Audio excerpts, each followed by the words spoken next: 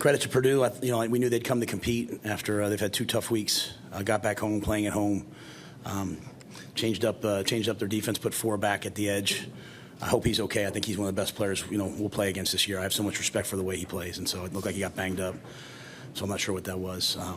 It was a close game in the fourth quarter. The narrative is always we can't win close games. It was a close game. We won it. So we just turned it. It didn't look like a close game at the end, but we made the plays in the fourth quarter to win the game, and proud of the guys for that. What did you think of your team's response in the last quarter and a half of that game? Not only the response, but how they played. Well, I thought the defense, was terrific throughout. But the offense, the offense punted twice. They just up and down the field, just a couple of crucial penalties hurt us, and then obviously if you're able to make some, so you're down inside the 35. I think, I don't know how many times we crossed the 35-yard line. Those are, 3, I think 1 missed and 2 bad snap that led to blocked field goals, right, which were unfortunate. I love the fact that they didn't flinch. They didn't flinch. At halftime, I told them this is exactly where I felt like our team needed to be. To come off the heartbreak of last week, a game that nothing went right in terms of like one play goes right, we might win that game last week. To come back, I don't know what the narrative, I don't know what's been like around here before that, but a lot of times teams, they come off that heartbreak and they don't play great the next week, that I've been a part of. So I thought for our team to bounce back, Tommy tried to go, he couldn't go. Guys are down, guys step up. We played a lot of guys today.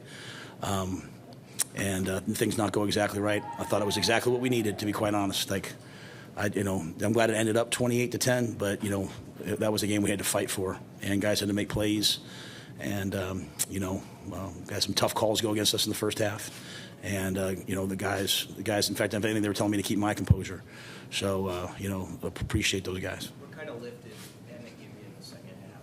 Yeah, I think Emmett made some big time plays, making some guys miss, and then after we had the hold, the block in the back of the hold, and then I got the 15-yarder. He comes out on the screen, and he's pushing the O-lineman to get him going forward. And so I thought, really, if you talk about crucial plays, it's that, and then it's the 4th down off tackle run by at the goal line, to go for it on 4th down. So just proud of those guys. Now that Ja'Cory obviously gave us a real lift on offense with some of the speed sweeps and the reverses, and people are really, when he's out there, people are defending us differently because of his speed and his explosiveness. Just the overall execution on offense in the second half, when you got across onto their side of the field, what keyed it being so much different after the first 30? It was just 3rd downs in the first half. We were 0 for 5 in the first half on 3rd downs, and 2 of them we ran it to get it to 4th and short. Because we were planning on going for it. The one we went to 4th and short and we false started. Okay. The second one, I can't remember what happened. We didn't get it right. So we just said, hey, you know what? Let's throw it for 2 downs. Let's give Dylan 2 chances. Moving forward. And again, if it's 9-0 at the half, you're kind of disappointed in your red zone offense, but it's not quite. That was what it was. And so we just made the shift at halftime. Like, all right, we're going to go for it. And I thought the play were in the red zone where Dylan found Jamal. He showed patience. He knew what was there, and made a play. How would you characterize the mood at halftime, given that where you guys were at? Very, very locked in. Very locked in. I think our guys last week felt a lot of pressure to win, and not in a bad way. That's not a soft thing. Like, they just know people are counting on them to win, and I think this week they said, forget it. Let's just go compete. Let's just go play, and. I thought guys wanted to play. And then they came out, you think about it, right? They came out and they went down the field and scored and kicked a field goal. And but I thought our guys went right back down there. So, about everything that could go wrong went wrong in the first half. Emmett's touchdown gets called back. We didn't touch the guy. We didn't touch him. We did not touch him. So it wasn't about whether he was behind the line or not. We run at the guy and we avoid him, so we didn't touch him. And so they know that they executed that play and it gets called back. And so obviously that some guys could be frustrated, when they know, man, we can't do anything right. But I thought the guys responded, and I was really proud. So that, again, that's what I said to them at halftime. Is this is exactly the type of game we need. We needed to go out there and win the game at the very end of the game. And again, that's about halfway through the fourth quarter. That game was won.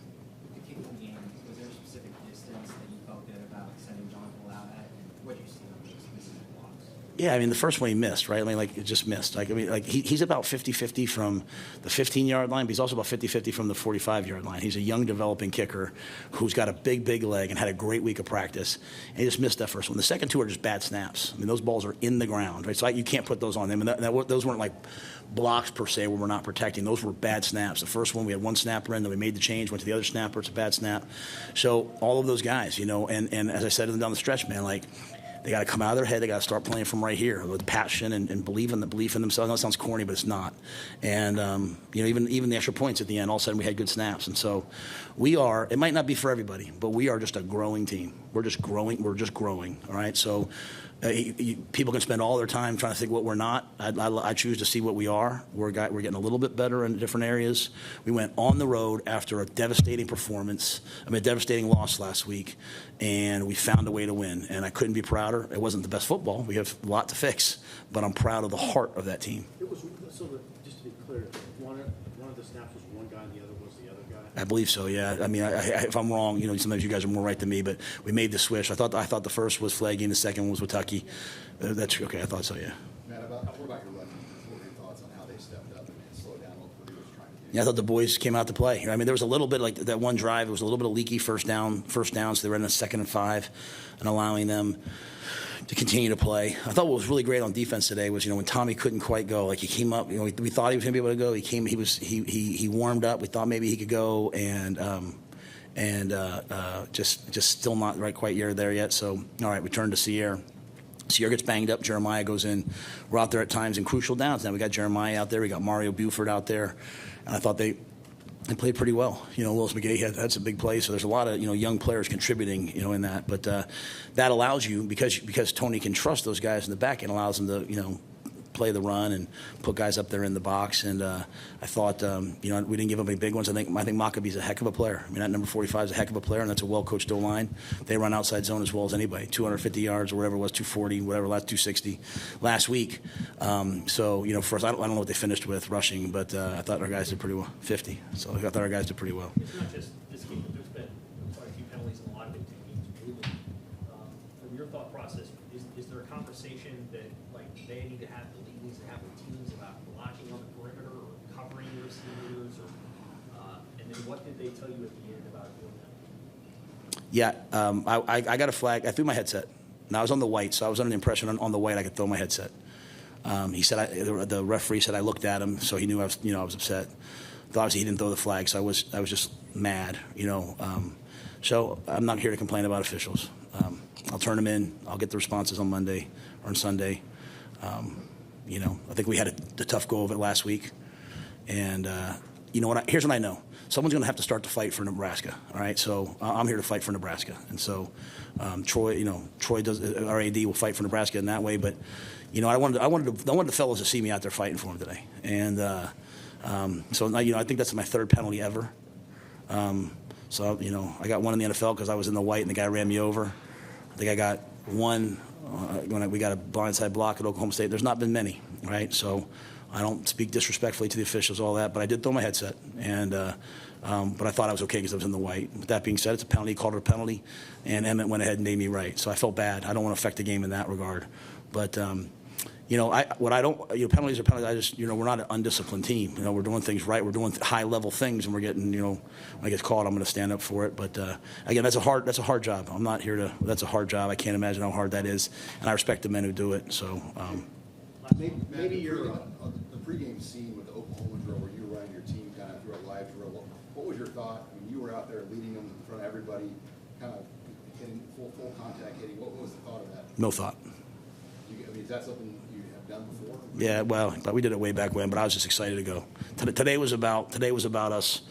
Today was about us coming out to compete, and I wanted to see the guys come out and fly around and compete. So I just called a couple guys out, and they were ready for it.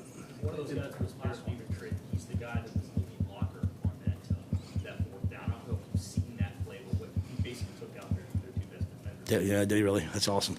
And we ran that play in the middle of the week, and he hit Marquise Buford. Marquise made the tackle, good on good, and we showed it in front of the whole team. So that makes me so happy if that's true, because Barrett's one of those kids I mean, I wish I could, I wish I could expound, but when I expound, sometimes it turns into all these other narratives. So I'll just say this: he's one of those guys who, like, there's this, as they grow, they go from trying to do everything right to trying to kick someone's tail in the right way.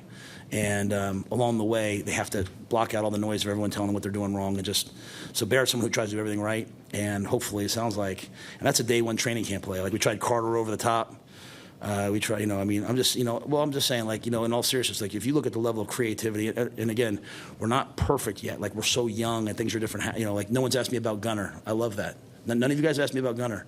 We went with our third-string left tackle on the road against Purdue and played with a third-string left tackle. I'm fired up for him because I didn't notice him, and I'm not saying that in a negative way towards you guys. I'm waiting. Like, I didn't notice him. I just kind of was out there. Like, I never said, like, hey, Sat, chip him. So, like, I'm proud of the young guys, right? Like, we handed the ball off to Carter Nelson on the 1 yard line to go over the top. It didn't quite go in, but, like, we're just trying to trust in the guys. And you're going to wake up someday, and all those young guys are going to be out there. I mean, Ja'Cory, they're flying around. And so I'm fired up about that. But I think Gunner played pretty well. And that's a big storyline because when they moved forward to an edge rusher. When they did that in pregame, I was like, damn, that's a good move by them. Sorry, Mitch. Any update on Mazuka? His status? No, it's not by him today. I'll talk to him on Monday. Yeah, I mean, he's not off the team, but he's not here today. All right. All right, thanks, guys.